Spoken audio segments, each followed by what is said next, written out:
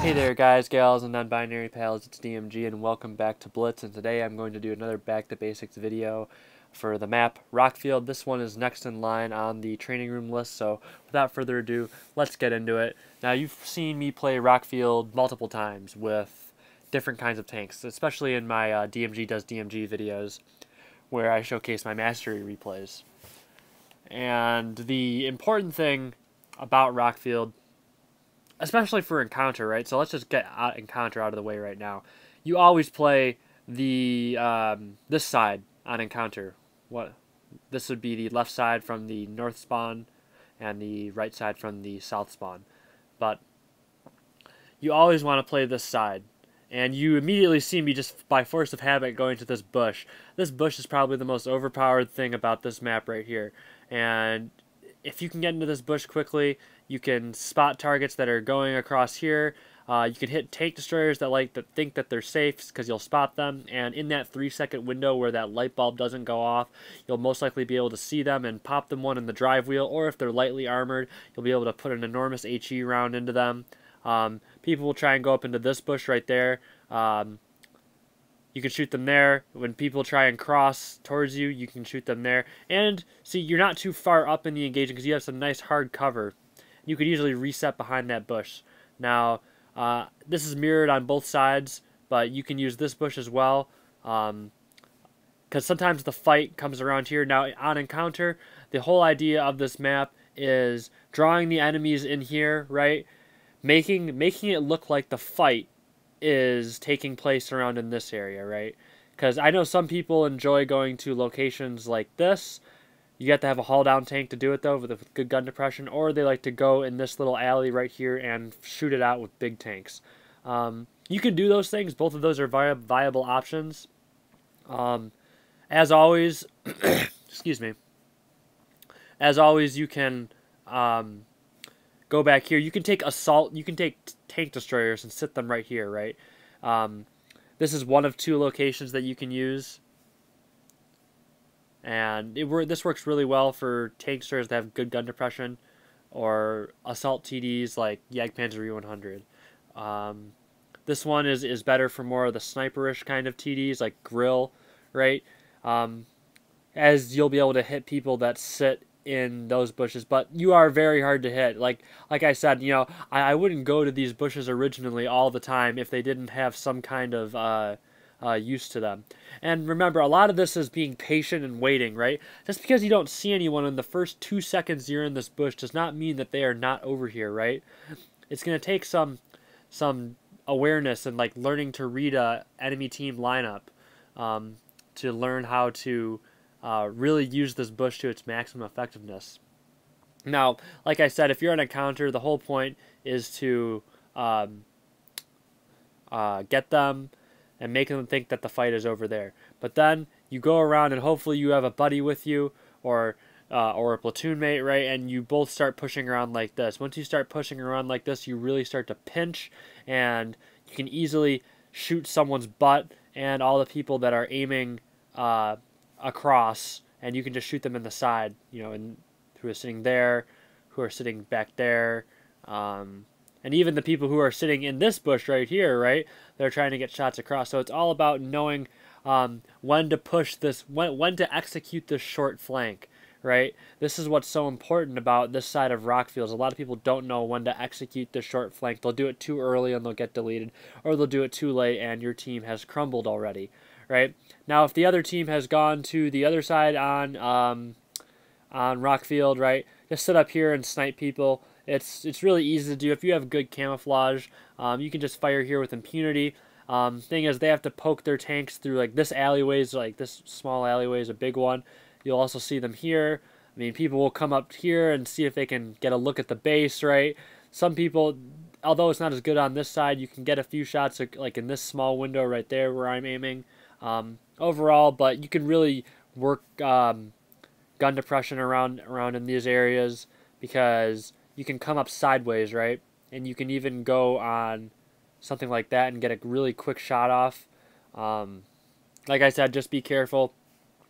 I remember doing a J Panther video where a KV2 sits up here, right? He just gets it. He has full HP, and then in about a second he loses all of it, right? And it wasn't just from like an ammo rack or something, because everyone's firing him. So if you have poor camouflage, do not take your mouse up here. Do not take your KV2 up here. Don't take your what's another big ass tank? I don't know. Tiger P, right? Don't take that up there. Do not take those kinds of tanks, because they will not succeed in this environment. But if you have like a T-54 lightweight, if you have like M103 or an E5, even IS-6, which is like lower profile than most heavy tanks, you can take it. You can take it up here, and granted, it only has 6 degrees of gun depression, but you can still make it work. And eventually, what you're gonna do is the enemy team is going to split if they're on the other side. Some will stay near their spawn, the others will flank all the way around, and it's your job to decide what way you want to attack. So you can either push through their spawn, or you can either push through your spawn into the side that they are trying to attack. So, I mean, like, eventually you're going to be going back through these bushes and just cleaning up what's around here. Hopefully these targets are weakened. Like I said, be very careful when you're pushing into here, because sometimes tank destroyers will wait for you. Heavy tanks will wait for you. So it's best just to try and stay up there and get as many shots as possible before making any kind of super aggressive move as a push, right? Wow, that was actually pretty crazy, because I said I wasn't going to take too long to explain how to play and counter, but it looks like I have taken up, what, 6 minutes to do so. So, let's see, a few other good things that you can do, whether this is supremacy or encounter. You can actually go right here real quick and spot people. You'll be able to see, get maybe just a little glimpse of someone trying to cross. This works on both sides. You can't do it from up here, as well as there's this enormous rock formation blocking you, and you'll only really be able to get a glimpse of people crossing like through there, and by that time it'll be a little too late. Early spots win games, guys. So I never really use that location, but I've seen a lot of people do it. It's something that's actually somewhat common on competitive gameplay, is to go there and just get a quick spot. But like I said, to win this side and then get up to that location right there. That's what I always do. You've seen it in replays, right? So, I mean, it works, right? But just keep in mind that all 7 people can't do the same thing, right? If all 7 tanks go up to that same spot, it's not going to work. So just keep in mind what your role is and what everyone else is doing. But to explain why the other side doesn't work, right, you have to play extremely defensive. And to say that your teammate, like, I find it very hard now to trust my teammates to have all 7 of them be defensive, because, like, I understand people get so greedy and they want to go and kill tanks, right? Like, people don't understand that if you just wait for them to come to you, like, someone will make a mistake, right? Eventually, someone will get greedy and make a mistake. I'm even guilty of it myself eventually, because, you know, I mean, unis love damage, right? We'll try and chase it. So eventually, you know, if there's too much of a stalemate, and it comes down to like a minute in a encounter, I don't really want to draw, so I'll start chasing, right? But, you know, even for me, I'm just saying it's always better to wait on this map for the other team to start moving, and you can just get the first few shots on them, and that usually changes the game, right? Because if you can lower down a few tanks to half health, or at least put a shot into 3 or 4 different tanks and lower them down just a little bit, it really does make the difference in the long run. Now, if you're playing supremacy, right, you can play both sides. Now, the AB side or the C side, there is no CB to this map. Do not try playing CB. CB does not work. And if it works, the other team is absolutely dumb. So, don't go thinking that in the event you somehow get CB, that you're some kind of god, because you're not. You know, the other team is just dumb. Usually in competitive, it's you either get C or you get A and B. That's how it works. Now, you can play both sides. I like the C side because you still have this bush. This bush is just that strong, people. Honestly, I swear to God, this bush is that strong. And this makes C worth it, because usually there's going to be an idiot, at least one idiot on the other team, right? So knowing that they're going to push somewhere around here and you'll just be able to delete them. And in Supremacy, if you can get one kill and just hold it, you win the game, right? Because you're above on points. And this makes, and some people will just get so aggressive, they'll be like, oh, I'm going to cap C immediately, and they'll aggressively drive here at the start of the game, and then they're trapped, right? Because if you can get into this bush, and then you can poke around like this before the red teammates get there, right? You can put a shot and you can just absolutely annihilate this guy, right? You'll just be sitting there trying to cap the base, and he has to be sitting within this circle to try and cap, which makes it really easy for you. Let's say if you're in a heavy tank, just to come around this corner. If you got massive amounts of alpha, and they're a light tank, because light tanks are usually the ones that try to get here early, and you can just put in an enormous HE round usually. Like I said, this bush is just that good. The reason why the C side is viable, I think, is because of this bush, right?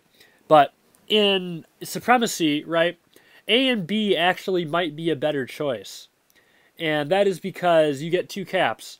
And especially, you know, in the event your team does, you know, doesn't get, you know, too trigger happy and start going all gung-ho and trying to kill everyone, right? If you can get really fast tanks in here, I've started to see this in the meta, and wow, this glitch is starting to really annoy me, because this is something that's been going on, is you go into a Supremacy cap and nothing happens. So, as you can see, the cap little thing is not ticking up whatsoever. That is a glitch, everyone, and apparently Wargaming is working on fixing it. This has been going on since update 4.7 has been released, so if you notice something weird, just attribute it to Wargaming. It's Wargaming's fault, actually, and they said they're trying to fix it, so good on them. But you cap B, right? And the reason why you can cap B is because those ridges right here, these two ridges, are longer on that side facing towards C than they are in the back, and it allows you to cap a base, right, and then go hide like near the base if you can't escape. And if you can escape, great, because once you cap B, right, it's really hard to get B because it's so open, right? If the enemy team tries to cap B, you can just easily shoot them. Now, but it may be wise to take A, because something that you can do, especially this is something that you could do when Object 140 was OP, right? And you could probably still do it in the Object 140. Just to sit right here, right? You are so hard to dig out, and you have the camouflage, right? And unless someone gets lucky and blind fires an HE round, or actually watches this video and knows exactly where you are, I mean, like, most likely, if you're gonna sit like this, right, you're doing it wrong.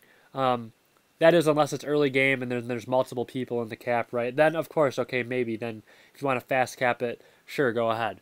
But it's always better to play the other side in encounter. But AB may have a lot of viability in Supremacy, and if you can get all your people to sit back and just say, hey, you know, we're just gonna sit here and hold points, then the A side is better, because the C side is difficult to attack the A side in Supremacy. Now, why is that? Because you can spot people trying to pop up on that mid-ridge if you have, if you're like in a medium tank. Like, I like to go here in my Leopard 1 usually, right? And what's happening with the controls? I don't know. See if we can sort it out. Ping is going through the roof now for some reason in a training room, which is really odd. But you can go in this bush right here, right? You'll be able to shoot all the people at C. You'll be able to shoot people coming out from this right here. And you'll be able to shoot people coming all the way around. And while you're going to get spotted there, you can always drop off the map, right? Reset your camo and then poke through this bush, right? And now, I just want to say that this is mirrorable on both sides for the A side. I like to use this area on this side and the mirrorable area on the other side in order to protect A. I figure since I'm out on the flank, it also allows me to, if my side starts getting pushed, I can run away to the other side, right, and start falling into my heavy tanks, right, because you want heavy tanks to frontally engage. So if I start running away, they're going to be met by a bunch of heavy tanks, and if they don't, I can just continue sitting here, putting damage across, keeping them in a crossfire, which doesn't allow them the opportunity to push a weak side, right? And it's also giving me view range, because the more view range you have, the more tanks you're spotting, right? The better you can react to a situation. Like I said, that that location exists on the other side, which is over there. If you see where I'm kind of scoping in, it exists over there. But that's essentially Rockfield in a nutshell. Something else that's really cool is that I finally got over 750 subscribers, so that's 3/4 of the way to 1,000. I really do appreciate every subscriber. It really helps spread the channel. Hopefully you guys are learning something. If you like that content on Rockfield, please let me know and hit that subscribe button and like the video, and I will continue to make more. And if you didn't, please leave your constructive criticism in the comments. As always, I appreciate the opportunity to share my passion with you today, and I will see you next time.